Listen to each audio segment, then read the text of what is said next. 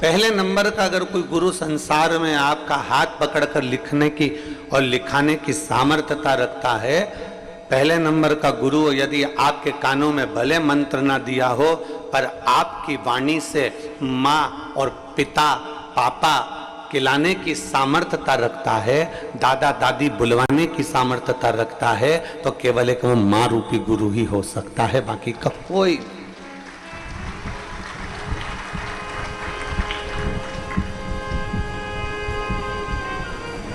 उस माता रूपी गुरु को हम पहचाने,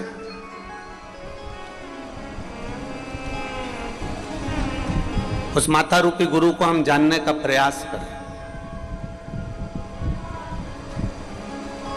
और जिस दिन हम माता रूपी गुरु को पहचान जाएंगे, जिस दिन हम पिता रूपी गुरु को पहचान जाएंगे, हम भटकना अपने आप छोड़ देंगे।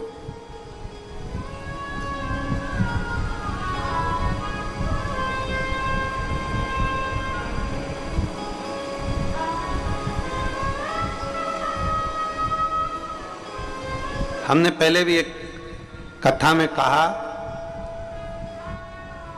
कि पूर्व में हमारे जीवन में धन कम था, उसका गम होगा अपनी जगह, पर आज अपने माता पिता के संस्कारों में जो दम था वो आज संपूर्ण भारत को नजर आता है। ये संस्कार देने वाले माता और पिता हैं। पहले नंबर का गुरु यदि संसार सागर में परमात्मा ने देकर भेजा है तो वो माँ को देकर भेजा।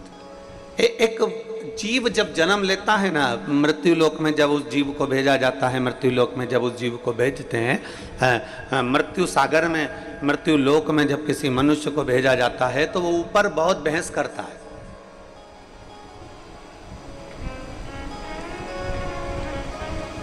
बहुत बहस करता है वो ऊपर।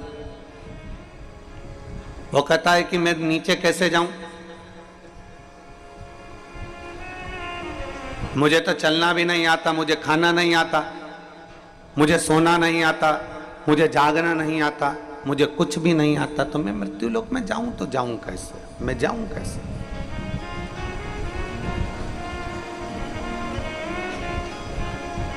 इस संसार सागर में मुझे नहीं जाना, इस संसार सागर में मुझे नहीं पहुंचना, मुझे भेजिए नहीं, मैं नहीं जाना चाहता, मैं पहुंचना नहीं चाहता। क्या करूंगा मैं मृत्यु लोक में जाकर, वहां मेरा कोई ना कोई है ही नहीं। मैं जाऊंगा तो मुझे घर कहाँ पर बनाना है, मुझे रहना कहाँ पर है, कितना खाना है, मुझे भोजन कौन लाएगा, मेरे लिए नौकरी कौन करेगा, मेरे लिए जॉब कौन करेगा, मेरे लिए काम कौन करेगा, मेरे पास भरण पोषण का कोई तैयारी नहीं है, मेरे पास सोना चांदी नहीं, हीरा पन्ना नहीं, मेरे पास में गाड़ी बंगला नहीं, मैं तो किसी को पहचानता भी नहीं हूँ पृथ्वी पर, फिर मैं नीचे जाऊं तो जाऊं कैसे।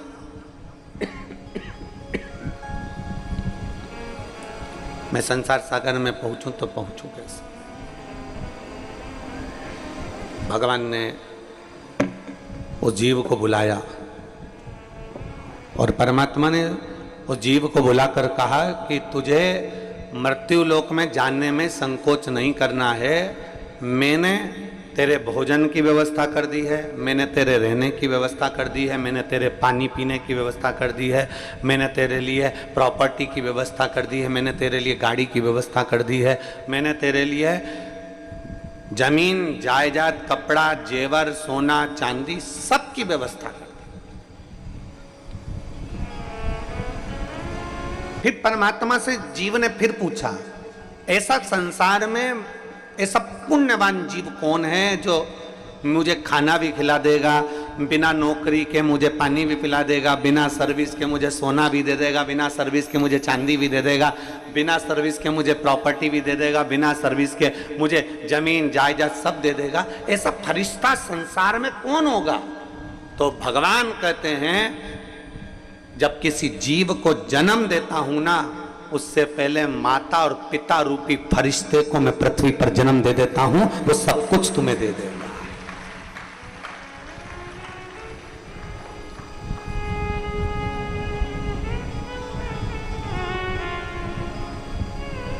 सब कुछ। द्रौपदी का जब चीर खींचा रहा था, द्रौपदी का जब चीर खींचा जा रहा था तो बिलख रही थी, रो रही थी, अपने पतियों को देखकर रो रही थी। पांच पांच पति हैं और एक जैसे बैठे हुए हैं और इनके हाथों में वो बल है कि गांडी उठाएंगे और 2 मिनट में मार देंगे। इनके हाथों में वो बल है कि गदा उठाएंगे और पछाड़ देंगे।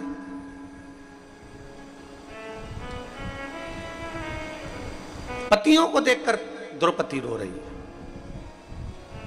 और द्रौपदी के रोने का सम्मुख में धृतराष्ट्र को देखकर, गांधारी को देखकर, पूरी सभा को देखकर द्रौपदी रो रही है कि बताओ इतनी बड़ी सभा में मेरे जैसी जीव को बचाने वाला कोई नहीं। तब आखिरी में द्रौपदी का ध्यान गुरु द्रोणाचार्य की ओर गया और गुरु द्रोणाचार्य की ओर जब द्रौपदी का ध्यान गया कि इस सभा में मेरा गुरु भी बैठा हुआ है।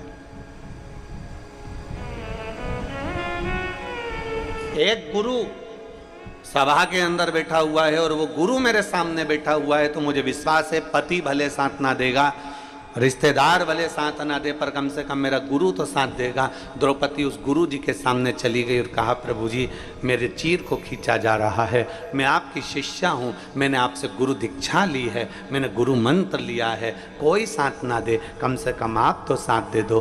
गुरु द्रोणाचार्य नैनों में जल भरकर द्रौपदी से कहते हैं, इस सभा में जितने बैठे हैं कोई तेरा साथ नहीं देगा, तेरा गुरु भी तेरा साथ नहीं देगा, पर इतना याद रखना द्रौपदी, मैं भले साथ ना दूं, पर मैंने जो तुझे मंत्र दिया है उस मंत्र का जाप करना प्रारंभ कर दे, दुनिया का कोई साथ ना देगा पर वो परमात्मा साथ देगा।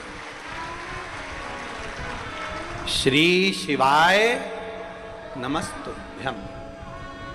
तुम ये मत सोचना कि हमारे दुख की घड़ी में किसी मनुष्य से तुम गुरु मंत्र जरूर ले लोगे, किसी मानव से तुम गुरु मंत्र ले लोगे, किसी संत से, साधु से, ब्राह्मण से, तपस्वी से, साधक से, उपासक से, किसी कथाकार आदि जितने भी तुम्हें मिलेंगे आप उनसे गुरु मंत्र तो ले लोगे, पर इतना याद रखना, ना साधु, ना सन्यासी, ना तपस्वी, ना साधक, ना उपासक, ना कोई कथाकार, ना कोई तत्व तुम्हारे दुख की घड़ी में कोई तुम्हारा साथ नहीं देगा। दुख की घड़ी में तो केवल तुमने किसी गुरु से जो मंत्र लिया है और वो मंत्र का यदि स्मरण आ गया तो वो उस मंत्र का जाप करते रहना, तो वो मंत्र तुम्हारा साथ दे जाएगा। इंसान साथ नहीं देता, इंसान कभी साथ नहीं देगा, मनुष्य कभी साथ नहीं देगा। अकेले आए हो संसार सागर में, अकेले आपको जाना है, अपने हाथों से कर्म करते जाना है, अपने हाथों से मेहनत करते जाना है। संसार सागर में अकेले आए और अकेले जाना है और अपना कर्म, अपनी मेहनत अपने साथ में करते हुए जाना है। अपना कर्म